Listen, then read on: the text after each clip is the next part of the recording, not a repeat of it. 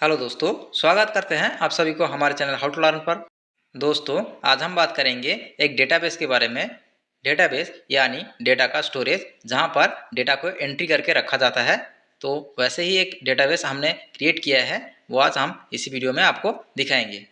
वैसे तो बहुत सारे टाइप का डेटाबेस होता है अलग अलग कामों के लिए, लेकिन हमने जो डेटाबेस बनाया है वो सिर्फ कस्टमर डेटाबेस है।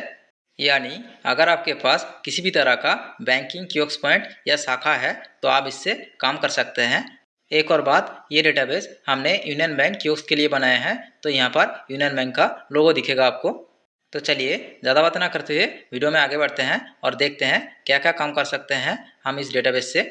सबसे पहले डिस्प्ले के टॉप कॉर्नर पर आपको एक यूनियन बैंक का लोगो दिखेगा, जहाँ पर डेटाबेस लॉगिन लिखा है। हम इसी को ओपन करेंगे।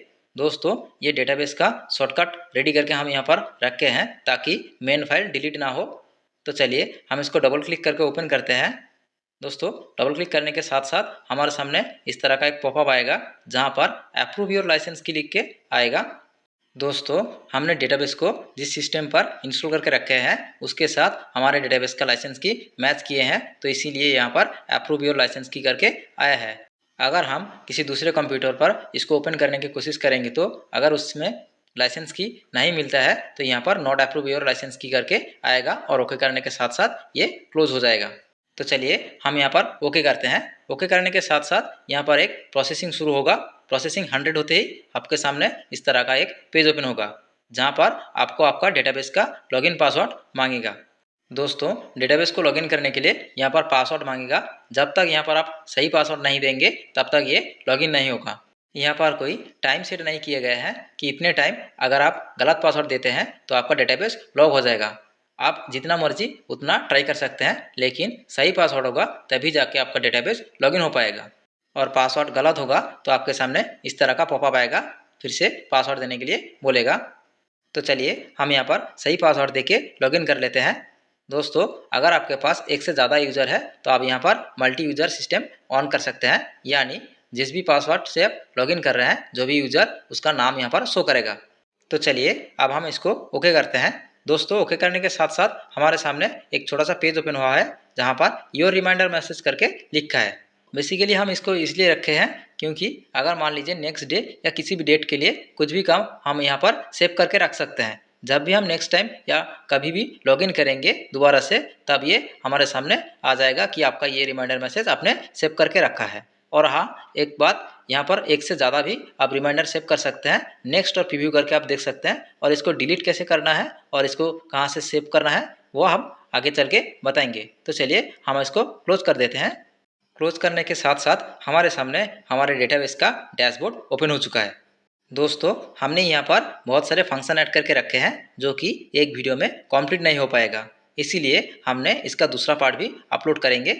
इस वीडियो पर हमने सिर्फ डैशबोर्ड का डिटेल्स रिव्यू करेंगे और आपको बताएंगे क्या क्या फंक्शन है, और नेक्स्ट वीडियो में आपको दिखाएंगे जो भी फंक्शन हम यहाँ पर ऐड करके रखे हैं उसका सारा डिटेल्स आपके साथ शेयर करेंगे। तो चलिए हम एक एक करके देख लेते हैं क्या क्या फंक्शन है।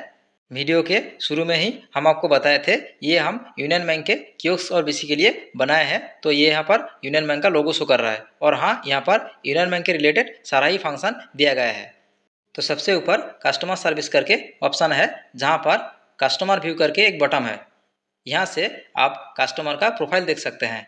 अगर आपने कस्टमर का डेटा एंट्री करके रखे हैं तो आप इस कस्टमर व्यू वाले ऑप्शन से उसको चेक कर सकते हैं या फिर देख सकते हैं। इसके बाद आता है न्यू अकाउंट ओपन।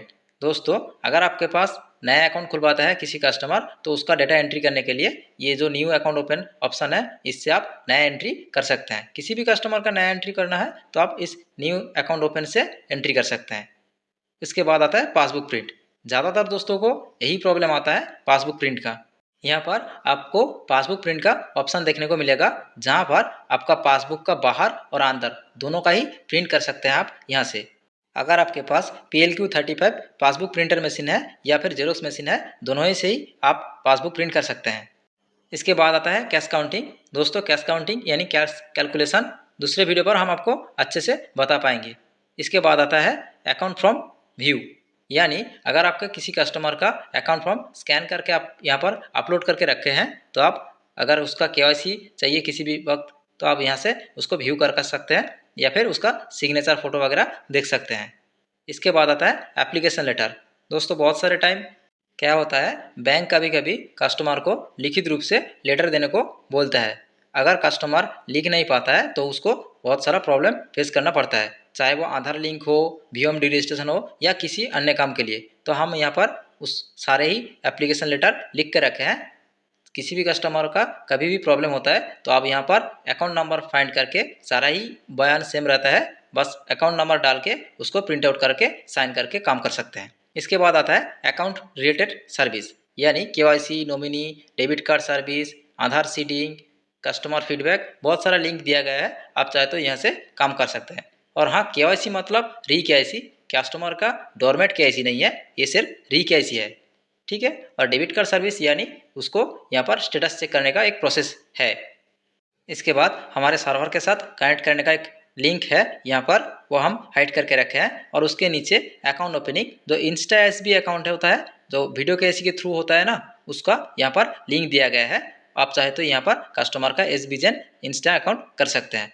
इसके बाद सबसे नीचे एईपीएस सर्विस यानी एईपीएस लॉगिन। जब कभी भी हमारे बैंकिंग साइट डाउन रहता है या फिर वो काम नहीं करता है तो आप यहाँ पर एईपीएस सर्विस को लॉगिन करके काम कर सकते हैं, कस्टमर का बैलेंस इंक्वायरी हो या फिर छोटा मोटा ट्रांजैक्शन। इसके बाद इस साइट पर आ जाते हैं। सबसे ऊपर ईटीसी करके एक छोटा सा ऑप्शन दिख रहा है आपको, ईटीसी यानी एम्प्लॉय टेक्स्ट कॉर्नर। अगर मान लीजिए आपके कियोस्क सेंटर पर एक से ज़्यादा ऑपरेटर या यूजर काम करते हैं तो आपस में कम्युनिकेशन करने के लिए हम यहाँ पर एक एसएमएस फीचर्स ऐड किए हैं। ईटीसी के साइट पर जो बॉक्स दिख रहा है आपको, वहाँ पर आप कुछ भी टेक्स्ट लिख के जब सेंड बटन जो है ग्रीन कलर का उस पर क्लिक करेंगे तो दूसरे यूजर के पास ये टेक्स्ट सेंड हो जाएगा। आप चाहे तो यहाँ पर एक से ज़्यादा भी टेक्स्ट सेंड कर सकते हैं।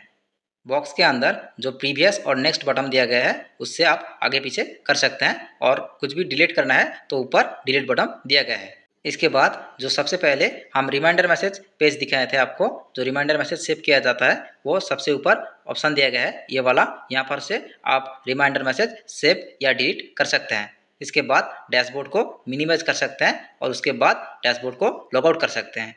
लॉगआउट के ऊपर डेट और टाइम शो कर रहा है और नीचे जहाँ पर रेड एरो शो कर रहा है वहाँ पर आपको एक लॉक आइकन दिख रहा है, जहाँ से आप आपका डेटाबेस का लॉगिन पासवर्ड चेंज कर सकते हैं। Thanks for watching. वीडियो पसंद आए तो वीडियो को लाइक करिए, कमेंट करिए, साथ में चैनल को सब्सक्राइब भी करिए ताकि ऐसे इन्फॉर्मेटिव वीडियो आपके पास जल्द से जल्द पहुँचे।